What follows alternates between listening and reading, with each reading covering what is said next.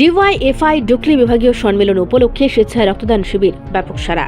DYFI এর চতুর্থ ডুকলি বিভাগীয় কমিটির সম্মেলন উপলক্ষে আগরতলার বর্দোয়ালি এলাকায় সিপিআইএম এর দলীয় কার্যালয়ের হলঘরে এক স্বেচ্ছায় রক্তদান শিবিরের আয়োজন করা হয়। এই রক্তদান শিবিরে অংশগ্রহণকারীদের মধ্যে দারুণ উৎসাহ ও উদ্দীপনা লক্ষ্য করা যায়। বিভিন্ন বয়সের যুবক যুবতীরা স্বতঃস্ফূর্তভাবে রক্তদান করে মানবিক উদ্যোগে সামিল হন। শিবিরে উপস্থিত ছিলেন রাজ্য কমিটির প্রাক্তন সভাপতি ও প্রাক্তন বিধায়ক রতন দাস, প্রাক্তন সাংসদ ঝর্ণা দাস বৈদ্য, শ্রমিক নেতা সৃজন দেব, প্রাক্তন যুব নেতা বিকাশ দেবনাথ, স্বপন পোদ্দার, আগরতলা পৌর নিগমের মেয়র পরিষদের প্রাক্তন সদস্য অভিজিৎ ভট্টাচার্য সহ অন্যান্য বিশিষ্ট ব্যক্তিবর্গরা।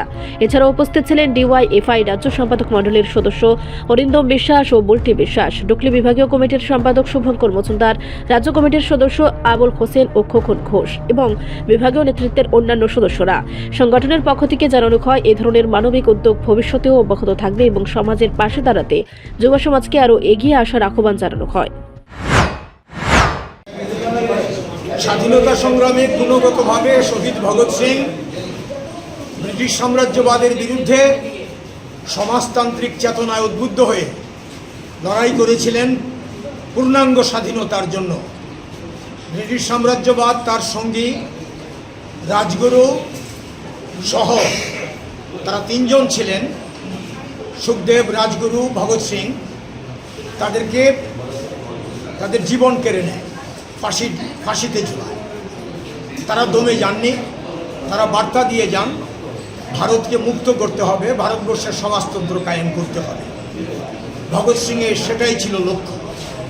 যাই হোক, ভারতের গণতান্ত্রিক যুব ফেডারেশন, ভগৎ সিং প্রতিষ্ঠিত ভারত নৌজওয়ান সভা এবং হিন্দুস্তান রিপাবলিকান আর্মি, এই সংগঠন থেকে চেতনা নিয়ে 1980 সাল থেকে ভারতবর্ষের এই যে স্বাধীন ভারতবর্ষ, রাজনৈতিকভাবে স্বাধীন, অর্থনৈতিক স্বাধীনতা সুদূর পরাহত, শোষণহীন সমাজ প্রতিষ্ঠার লক্ষ্যে ডিওয়াইএফআই প্রথম থেকে লড়াই করে চলেছে।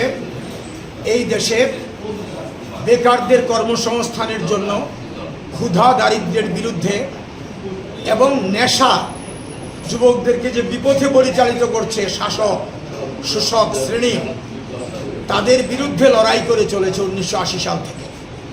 এবং এই লড়াইয়ের মধ্যে তারা যেমন রাজনৈতিক লড়াই, অর্থনৈতিক লড়াই তারা করছেন, তারা সামাজিক লড়াইও করছেন।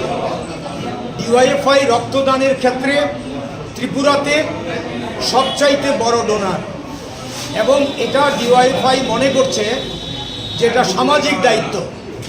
এই দায়িত্ব পালনকে তারা তাদের লড়াইয়ের সঙ্গে যুক্ত করে এটাকে করছেন। 2018 থেকে এই রক্তদান শিবির করতে গিয়ে ডিওয়াইএফআই কমরেডরা আক্রান্ত হয়েছেন, মার খেয়েছেন, তাদের রক্ত ঝরিয়েছে আরএসএস বিজেপির দুর্বৃত্ত বাহিনী। এটা আমি খুব জোর দিয়ে বলতে চাই। রক্তদান করতে গিয়ে, মানুষের প্রাণ বাঁচানোর জন্য রক্তদান করতে গিয়ে আক্রান্ত হওয়া শাসক শ্রেণীর দ্বারা আশ্রিত, তাদের আশ্রিত দুর্বৃত্তদের দ্বারা, এটা কল্পনা করা যায় না। তাদের পেছনে শাসক শ্রেণীর নেতৃত্ব, মন্ত্রী, এমএলএরা ছিল। রক্তদান শিবির বন্ধ করে দিয়েছে ডিওয়াইএফআই। এই ঘটনা গত 8 বছরে ত্রিপুরাতে ঘটেছে, কিন্তু ডিওয়াইএফআই দমে যায়নি। ডিওয়াইএফআই তারপরেও একের পর এক রক্তদান করে চলেছে।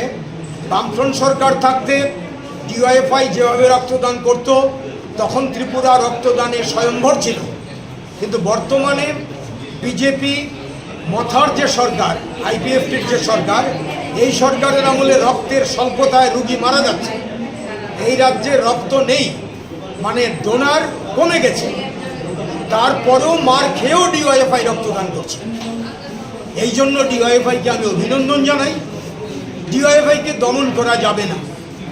মানুষের স্বার্থে লড়াইয়ের ময়দানে যেমন ডিওয়াইএফআই এর কমরেডরা শহীদ হন, মার খেয়েও ডিওয়াইএফআই এর কমরেডরা রক্ত দিয়ে যাবেন মানুষকে বাঁচানোর জন্য। এই ধারা অব্যাহত রাখুক ডিওয়াইএফআই। আজকে বর্দোয়ালিতে ডুকলি মহকুমা কমিটি ডিওয়াইএফআই এর রক্তদান শিবির আয়োজন করেছে। আমি তাদেরকে উষ্ণ অভিনন্দন জ্ঞাপন করছি, এবং আগামী দিনেও তারা আরও বেশি, আরও ব্যাপকভাবে রক্তদান শিবির আয়োজন করে মানুষের পাশে দাঁড়াবেন, এই প্রত্যাশা আমি রাখছি। ব্যুরো রিপোর্ট, সংবাদ প্রতীক্ষা।